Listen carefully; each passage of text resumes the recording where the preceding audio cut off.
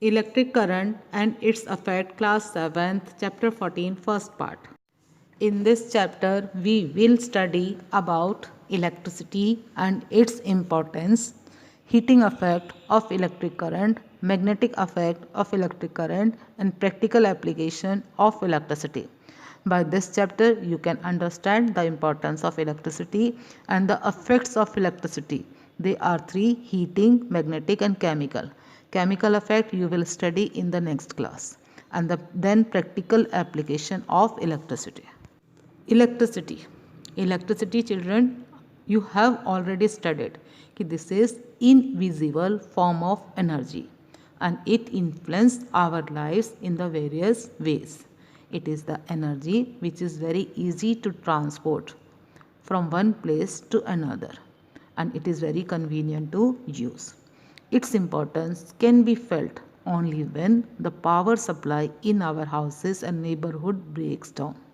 In summer, when it happens, then we feel the importance of electricity. Electricity, this can be transmitted. Transmitted means transferred over long distances, such as to our homes, factories, offices, cinema halls, with the help of wires and cables from the power generating plants. That is called the powerhouse. From the powerhouse, it is transmitted with the help of cables and wires. Now think of what life would be without electric bulbs, fans, television, refrigerator, washing machine, and computers. These all are modern gadgets and run by electricity. If there is failure of electricity or cut off power supply, then out of these appliances no one will work. Now the next topic is electric current. Electric current. Children, you have observed many times when a body like glass or plastic, this is rubbed with wool, silk, or fur, or simply a plastic scale, it is rubbed with your hair. Then these bodies, by rubbing, acquire a property of attracting small objects such as bits of paper and hair, etc. So these bodies which get this property of attracting small objects, so they are said to be charged or electrified. In other words, the amount of electricity carried by something, so that is called electrical charge. So the plastic scale, glass, these objects which on rubbing get charged, so they are called electrical charge. And when the flow of the charges take place, the flow of charges, so this is called electric current. Electric current means charge flow. Its SI unit is ampere. Electric current SI unit is ampere. Children, charge means every substance is made up of very tiny particles and these tiny particles are called atoms. Atom has smaller than atoms particles. These are called subatomic particles like electron, proton and neutron. In every atom, electron, proton and neutrons are present. Protons and neutrons, they are present inside the nucleus of the atom, and electrons, they are present outside the nucleus. So only the charged particles, electrons, so they are movable. The flow of charges means the flow of electron. Children, in earlier class, in class 6th, you have studied about conductors and insulator. And according to class 6th, conductors means those substances which allow electric current to pass through them. And the insulators, these means those substances which don't allow electric current to pass through them. Now, conductors allow flow of charges or electric current as the atoms of these materials have a large number of free electrons. Those substances which have a large number of free electrons, they are called conductors. Insulators, these are those substances which don't have free electrons. Hence, they don't conduct electricity. Their electrons are not free to move.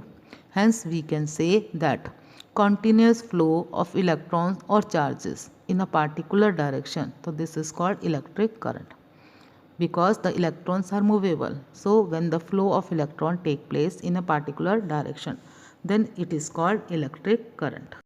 Now both insulators and conductors, they are very important, and they have equal utility value, because every conductor needs to be insulated in some form, otherwise we are not able to use that conductor. You have seen wires, so these are covered with plastic insulation. Okay, the plastic insulation, because of that we are able to use these wires very easily. Now activity 1. Our aim is to show how a continuous flow of electric current is generated. For this activity, materials required: 3 pieces of plastic coated wire, bulb holder, wire cutter and battery. Now procedure or method. First of all, take 3 pieces of plastic covered electric wire and remove a little of plastic from both ends of the wire with the help of wire cutters. Now connect the uncovered end of the 2 pieces of wire to battery terminals. Put the bulb in the bulb holder and connect the battery, the 3 wires and the bulb holder as shown in the figure. My mean is to say, connect bulb and battery with the help of 3 wires. Okay. Now observation. When the wires touch, the bulb lights up. When the wires are apart, then it remains unlit. You are seeing figure A and B. In the figure A, it is lighted up because the wires are touching each other. In the figure B, it is not lighting, it is not glowing. The 2 wires, they are separated. Now conclusion of the activity: the bulb lights up because electric current is generated with the flow of electrical charge conducted from the battery through wires into the bulb along a set course, that is called circuit. The bulb lights up because the electric current, this is generated with the flow of electrical charge, and this is conducted from the battery with the help of wires into the bulb through electric circuit. Such a circuit which is unbroken, for it to work, is called a closed circuit in which the appliances work. If the circuit is broken, as shown in the figure B, the current of electricity cannot flow through it, and hence the bulb does not glow. Such a circuit, this is called open circuit, as shown in the figure B. In the figure B, the circuit is open because the current is not flowing. The 2 ends of the wire, they are not connected with each other. Such circuit is called open circuit. Children, I already told you, the atom as a whole, this is electrically neutral, and it is possible for the electrons to become detached from their atoms in a body, and so that it is left with net positive charge because electrons are less in number then. On the other hand, if a body gains extra electron, then it acquires a net negative charge. If it gains some electron, then it gets negative charge. Protons and neutrons constitute the nucleus of an atom. Protons and neutrons, they are present inside the nucleus of an atom. Children, I think you now know, inside the atom there are 3 subatomic particles. These are protons, neutrons and electrons. Only electrons are movable.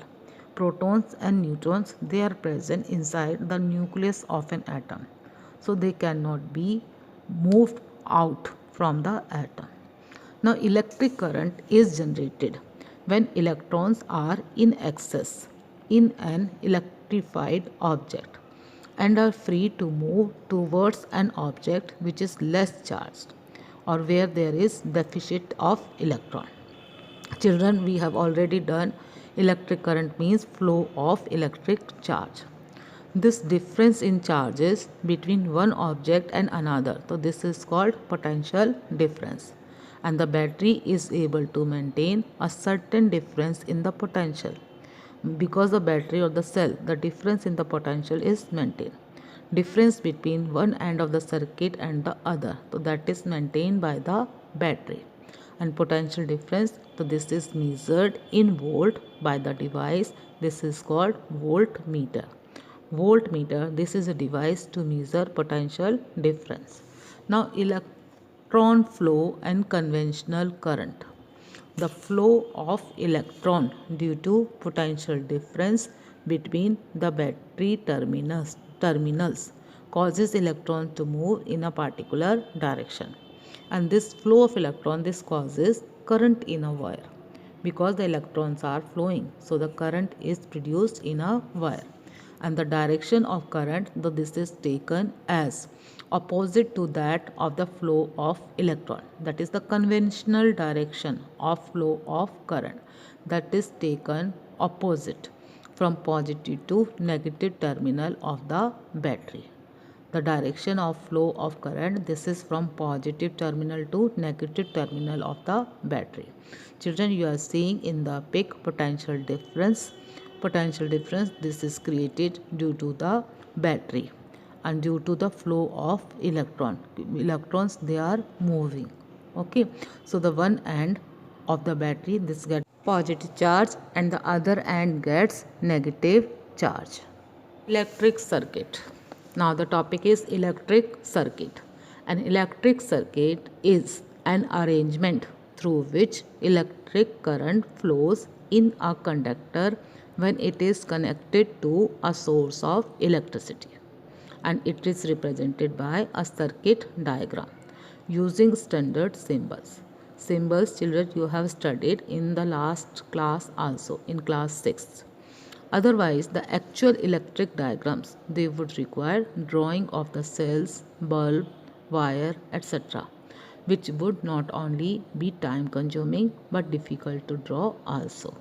The circuit diagram, so that is represented with the help of symbols of the different components which are used in the circuit.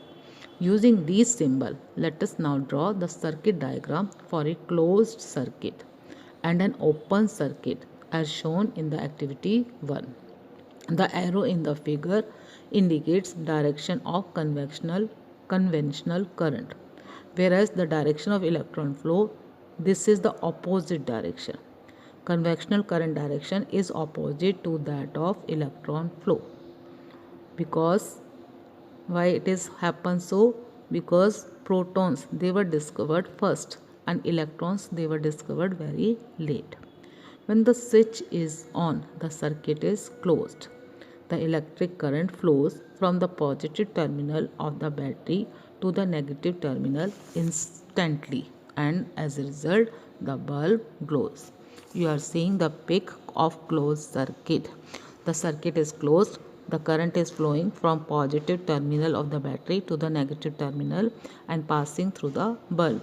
As a result, the bulb is glowing.